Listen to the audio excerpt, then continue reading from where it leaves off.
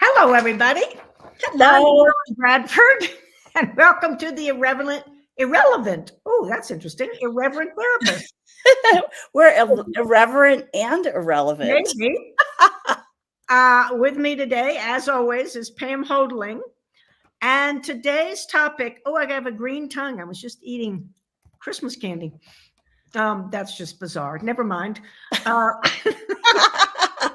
Stick your tongue out. Let me see. Oh, you really do. I really have a green tongue. People have a green thumb. I have a green tongue. The title of today's show is This Is Your Body Calling. Hello. Why don't you ever listen to me? I talk to you every day, but you just ignore me. What if you listened? What changes for me and you might be possible? I have lots of wisdom and information for you. Let's be a team. Yippadoo. Awesome. So, Pam, yes, let's talk about your journey with learning to listen to your body. I was just going to say, as soon as you read that description, I was like silent. Like, it's like, because it's one of the challenging areas for me. Mm-hmm. And I mean, you might look at you can't see me that much, but you might look at my body and be like, oh, she's worried about her weight. Not at all. It's like, for me, it's okay. What I don't even want to say struggle, because it's not so much struggle. I'm aware that I could be very different with my body than I am. Uh-huh. It's kind of like I put a wall up and I'm like, I'm just not paying attention to you. I'm doing what I want to do. And that's things like work a lot on my computer and not listen when my body is like, hey, can we get up and move now? It's things like stay up late reading a book. I did that last night. I really enjoyed it, but I would say my body was yelling at me to go get some rest. Go to sleep. And there's, over the years, because Marilyn and I both use these access consciousness tools and we use them with our bodies. And I would say I go in and out of a space of actually listening. And there's a lot of times I do, but I also know, like what Marilyn and I have talked about over the years is you have the areas where it's really easy to use the tools every day, like business, I'm right there. Parenting, I was using the tools, but I also judged myself a lot. It was harder to come out of judgment. Mm-hmm. My body, I'm not judging my body. I'm judging me with how I am with my body. You're overriding your body. Yeah, I'm overriding my body, and then I'm judging myself for overriding my body. And none of that is actually taking a moment and being present. Like right now, just put your, wherever you are, like feel your feet against whatever they're against. Maybe for me, it's the floor. I can feel my buttocks on the seat. I have a cushion behind my back. I can feel that against my back. I have my hands on my thighs. I can sense that contact. And just take a breath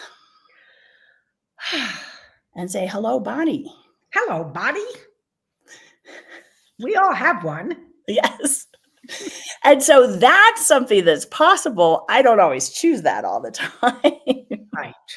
And I think Marilyn, I get that you have much more of a presence connection with your body than I do have with mine. I don't know if that's true or not.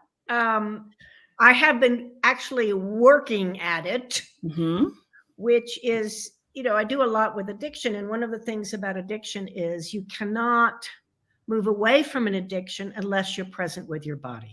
Yeah. And that's one reason that so many people, quote, relapse, whatever it is. It doesn't have to be alcohol and drugs. It can be food or gambling or being perfect or working long hours or this or that. It's where you absent yourself from your body. Yeah. So I work with this a lot. A couple weeks ago, well, maybe it's 3 weeks by now, I don't know. I got COVID. I'm like, seriously? Seriously? I had COVID during COVID, but it was such a mild case. I didn't even realize I had it till I realized I'd lost my sense of taste. But this was a more full on. I'm like, okay, body, what are we doing? And it's what it really turned out to be was we're doing a reset. You've been going here and kind of down a rabbit hole, not really exercising, eating, maybe having too many glasses of wine, whatever. That's got to stop. Oh, okay. We can stop that. That's not that big a deal. It's bringing me, the whole COVID thing was really bringing me awareness. Yeah. Because I was not forced, but the clear thing was just to stay in. Yeah. And, not do a whole lot, sleep, watch some stuff on Netflix. Rest. Rest, exactly. Read. Fortunately, I love to cook. So I had a whole stash of stuff in my freezer of chicken fricassee and gumbo and all kinds of things like that. So I could eat well. My body likes to eat well. Sometimes it does. Too well. And that's where I'll override my body. Let's go out for a steak dinner tonight. And it's like, maybe that wasn't the best choice, but at least you can take it home. Right. Well, it's interesting because, there's a few things I'm thinking of with you talking. One is like, for me, my body has always been a barometer of my overall well-being. And so when I'm doing things in my life that aren't working for me, a lot of times it shows up as, some kind of pain in my body. And yesterday I was having coffee with a friend, and she, she's a healer. She's this amazing being. And she said she had been having this like hip and back pain. It was the worst pain she'd ever had in her life. She knows so many alternative health, try this. She said everything, nothing was making any difference. And she does a lot of like meditation and stuff. And she was asking questions, and what she got was retire. Wow. And she said, okay, I'm going to retire. And instantaneously, all that pain was gone. Hasn't been back. Very interesting. Her whole body was saying, you cannot keep doing this way. So she retired a couple of months ago. She's making more money than she was before she retired. And she's just doing what she loves doing. How does it get better than that? That's awesome. Yeah. Well, so when you were talking about that, I realized one of the things that I do is, like, if I'm having back pain or sciatica pain, I'm basically asking a question, how do I change this? Yeah. It's not really a question. Right. Well, you've already decided it's a problem. Exactly. and I'm not asking, what is this? Yeah. What is this, body? Is it mine? Is it yours? And that's where I've really learned to go, instead of, as you just put it, Pam, deciding that's a problem. Yeah. Like, okay, what's going on? Well, and I mean, a great example would be, in the last few months, I've been having some pain in my foot, right? It's like a kind of a tendonitis type of thing. It's so easy when it's hurting to go to, I walked around too much. I need to sit and rest. Let me put some ice on it. And that's kind of like what it is a physical thing having to do with movement, right? That's a conclusion. That could be very well some of what's going on. But when I actually take a moment and ask my body questions, okay, body, what is this? What are we aware of? What's possible with this? Everything I get every time I truly ask that is there's more for me to choose to kind of step into being greater in everything I'm doing and being. Cool. And then as soon as I acknowledge that, it doesn't hurt anymore. And then I kind of get back in the rut of just the day to day, and I'm not giving myself the space to kind of explore this new territory that I'm embarking on. And then it hurts. And then So what's going on with your body, and what's it telling you? And so Marilyn, for someone who's like, what are you talking about asking your body questions? Like, can you start somewhere really basic. Like, how would you start interacting with your body in a different way? Well, the first thing that I learned to do was muscle testing for foods, so that I would take, well, this is actually some supplements, some probiotics, but I would take it. I'm going to quasi stand up. You're going to lose my head, but you take the food and you put it in front of you, and you just ask yourself to have no projections, no ideas what the outcome's going to be. And generally, if it goes forward, your body's like, yeah, that works. And if it goes backwards, it's like, no, not that. And if it goes side to side, it's kind of wrong question. Ask a different question. And that's what I learned to do first. Another tool I use a lot is heavy and light. Like sometimes I'll go, okay, body, would you like to go for a walk today? This morning, I like to walk in the morning. And if it's like, yeah, gotta go light, I know. And if it's like, then it's like, okay, we're not walking today. It's not, the thing to be aware of is not applying structures and fixed ideas to what you're going to do, what you're going to eat, how it's going to be. Because if you're like, I have to do this many steps, and I can only have non-dairy this, those aren't questions. And your body changes all the time. And that's what's so, what I'm aware of for me is I'll be asking the questions. I get the awareness. I choose that. It works well. And then I decide that's the thing to do. That's the way. Like my body actually loves walking. I love walking. And I love it. It loves it. Right. But if I'm like, walking is the thing, and every day I need to get out for a walk, and I'm not doing what Marilyn said, which is, actually asking, while in general, I like taking lots of walks. What about today? What about this moment? Yeah. Maybe it's now, maybe it's later, maybe it's my body actually would like to stay in and rest today. I don't know why this whole conversation made me think of this, but you're having difficulty maybe looking at times you overrode your body. Look at Thanksgiving and Christmas. Did you ever sit down exactly one of those meals and you were like, you OD'd on chocolate or Christmas pudding or turkey or turkey and gravy and mashed potatoes? That's the kind of setup where we will override our bodies rather than going, body, which of this would you like? And there's so much weird stuff around food in the body. Clean your plate. They're starving in Ethiopia. All of that kind of thing. Yeah. This vegetable is good for you. Don't eat this.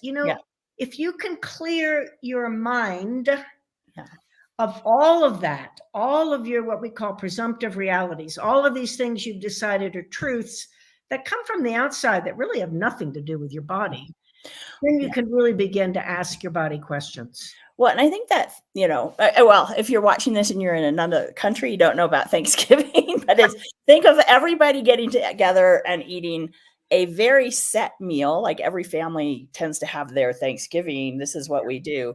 And you eat too much. But what you were just talking about is you can start by just watching the thoughts that you have with regard to food or whatever, but we're talking about Thanksgiving, but you might be sitting there going, oh, well, Aunt Mary worked so hard on this dinner, even though I'm not at all hungry, I have to eat this, or this is so good and I only get it once a year, because most people don't go to the trouble of making all that kinds of food any other time than a holiday. It's like, I better eat more because, so how many times do you use those kinds of thoughts to override your body?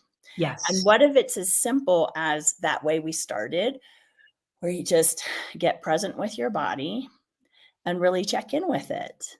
Because at the, I said, I go through kind of waves of where I'm more present with and being what we're talking about, and times where I'm not. Right. And if I just stop and actually choose to be present with my body, I can go to something like Thanksgiving and actually just eat those things that I truly desire, Mhm. that my body says yes to, and be completely satisfied. Yes. Marilyn, years ago, I hosted you for a class.